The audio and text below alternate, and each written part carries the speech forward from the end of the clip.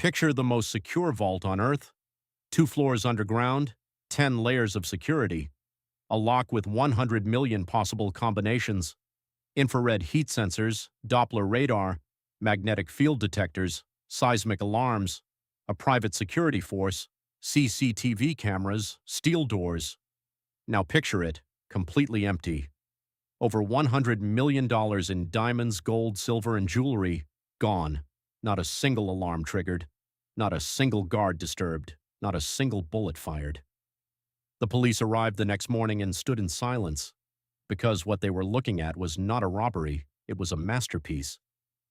This is the story of the Antwerp Diamond Heist, February 15th, 2003, the most audacious, most perfectly planned theft in the history of the world, and the one sandwich that destroyed everything. To understand how this robbery happened, you first need to understand where it happened. Antwerp, Belgium, a small city, old cobblestone streets, medieval churches, the kind of place that looks quiet from the outside. But underneath that quiet exterior, Antwerp holds one of the most extraordinary secrets in the world. It is the diamond capital of the earth. More than 80% of the world's rough diamonds pass through Antwerp every single year, billions of dollars worth. The city has been the global center of the diamond trade since the Middle Ages, 500 years of buying, selling, cutting, and storing the most precious stones on the planet. At the heart of this district stands one building above all others, the Antwerp World Diamond Centre. Inside this building, hundreds of diamond merchants and traders rent safe deposit boxes to store their inventory. Loose diamonds, cut stones, rough gems, gold, jewelry, securities, cash. The vault sits 2 floors below street level, buried deep in the earth like a fortress. And for decades, the people who stored their wealth there believed one simple thing: it could not be broken into. They were wrong. His name was Leonardo Notarbartolo, Italian, smooth, charming, educated in the one field that mattered most for what he was about to do: deception. Notarbartolo was not a street criminal. He was not a thug with a gun. He was what the criminal world calls a long con artist, a man who thinks in years, not hours. A man who understands that the best robbery is the one where no one even knows it is happening until it is already done. He had a reputation in European criminal circles for high-profile, sophisticated thefts, but nothing like this. This was going to be different. This was going to be the one people talked about forever. In the year 2000, 3 years before the heist, Notarbartolo moved to Antwerp. He rented an office inside the Antwerp World Diamond Centre itself. He introduced himself as an Italian diamond merchant. He dressed well. He spoke politely. He did small deals, enough to seem legitimate. He attended industry events. He made acquaintances. For 3 years, Leonardo Notarbartolo was simply a respected member of the Antwerp diamond community.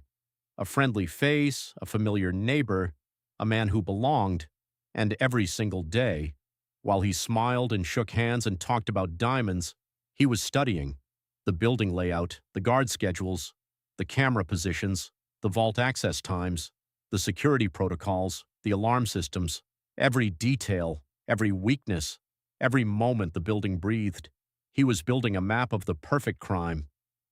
Notarbartolo did not plan to work alone. He assembled a team, 5 men, each chosen for a specific skill, each given a code name inside the operation. There was the genius, the electronics expert, the man responsible for defeating the alarm systems. There was the monster, the muscle, the man who could move heavy equipment and keep the operation on schedule under pressure. There was Speedy, the driver, the man who would get them in and, more importantly, get them out. There was the king of keys, the locksmith, the man who could open anything with his hands. Together they were known in Italian criminal circles as the School of Turin, a group of thieves so professional, so precise, so disciplined that law enforcement agencies across Europe had been trying to identify them for years. And now they had their target. For 18 months, from mid-2001 through early 2003, the team conducted their reconnaissance. They visited the building in small groups. They timed the guards. They photographed the vault entrance. They studied the security system documentation from the outside, and then they discovered the full picture of what they were up against. The vault itself was a machine designed to be unbeatable. Layer 1, the vault door itself, a combination lock with 100 million possible combinations. Even if you knew the combination, the dial had to be turned in a precise sequence that took training and time. Layer 2, infrared heat sensors. Any body heat entering the vault would trigger an immediate alarm. Layer 3, Doppler radar. Motion of any kind, breathing, movement, even air currents from an open door would register on the system. Layer 4, a seismic sensor. Any vibration, drilling, cutting, hammering, would trigger the system. Layer 5, a magnetic field detector. Any attempt to tamper with the vault's magnetic locking mechanisms would set off a secondary alarm. Layers 6 through 10, the building's external security, private guards, CCTV covering every corridor and entrance, reinforced doors, a security company monitoring the system remotely 24 hours a day. Most professional thieves looked at this and walked away. The School of Turin looked at this and started taking notes. Because every security system, no matter how advanced, has one weakness. It was designed by human beings, and human beings always leave a gap. The heist was scheduled for the weekend of February 15th and 16th, 2003. They chose this weekend deliberately. It was a holiday weekend in Belgium. The Diamond District would be quieter than usual, fewer merchants visiting the building, fewer eyes on the street. The plan was built around 3 key solutions to 3 impossible problems. Problem 1, the heat sensors. The genius had discovered that infrared sensors could be temporarily blinded by a specific chemical that left a thin coating on the sensor lens, blocking its ability to detect heat signatures. The chemical?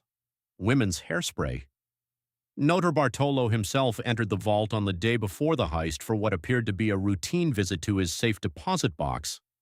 While inside, he calmly sprayed a fine mist of hairspray across each heat sensor.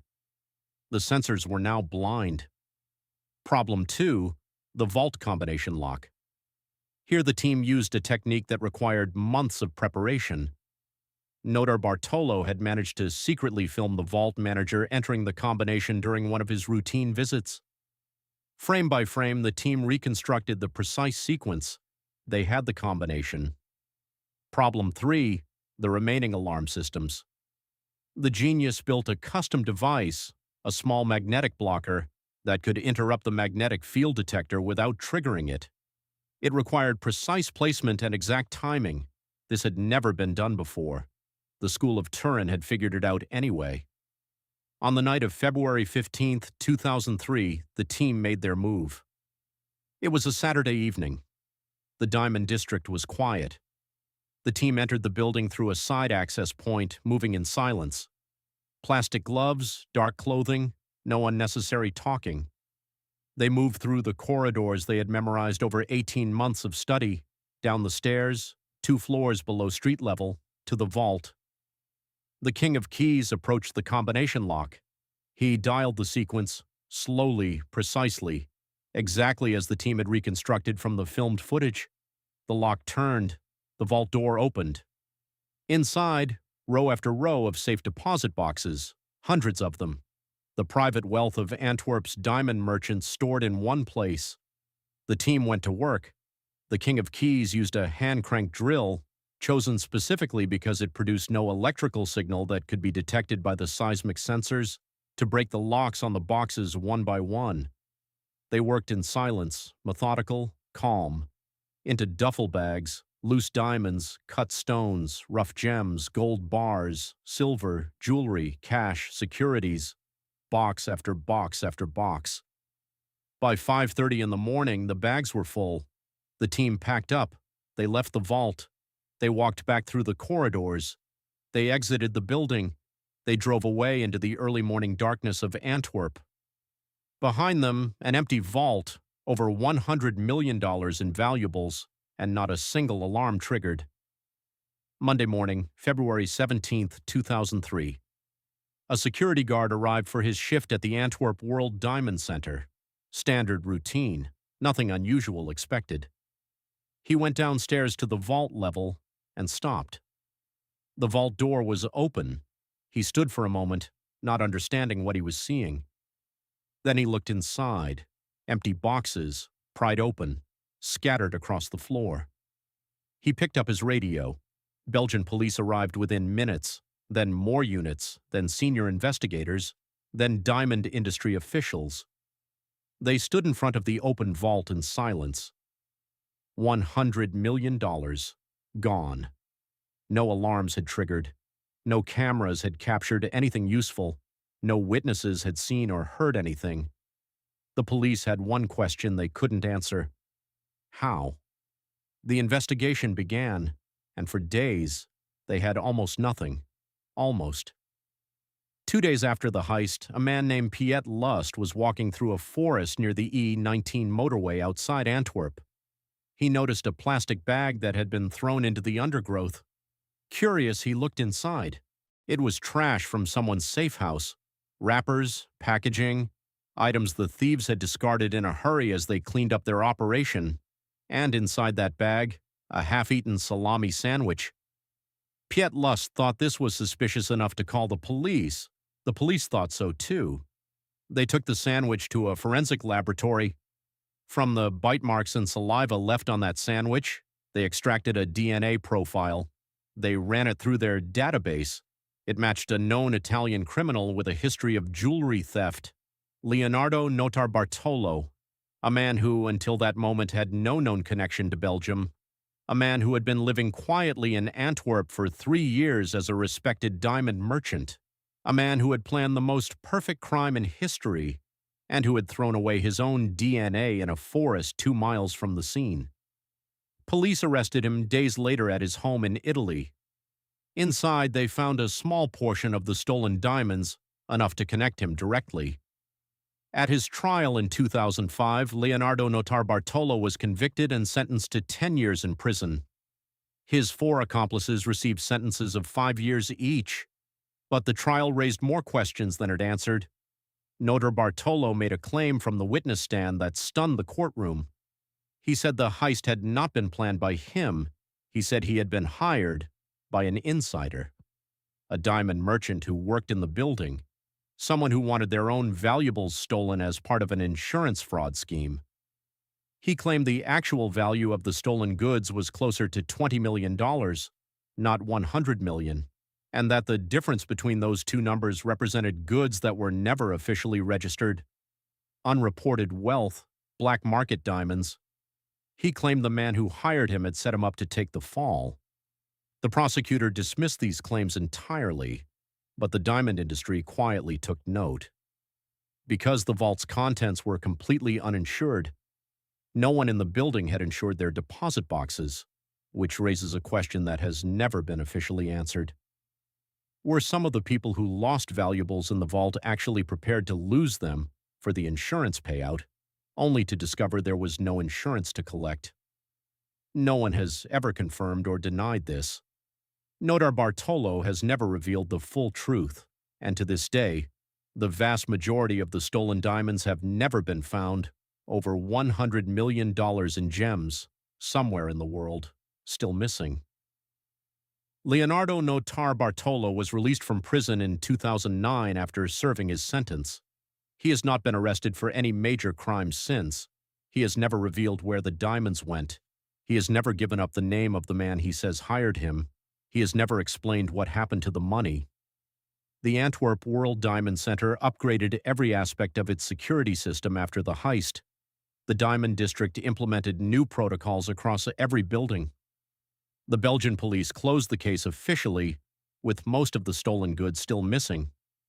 And in a forest near the E19 motorway outside Antwerp, a man named Piet Lust still tells the story of the plastic bag he found while walking one afternoon. The bag that brought down the greatest thief in history, not through skill, not through police work, not through a witness or a tip or a surveillance camera. Through a sandwich, $100 million, 5 of the world's most sophisticated criminals, 3 years of planning, 10 layers of security, defeated, and a salami sandwich, unconsumed, the heist of the century, almost perfect.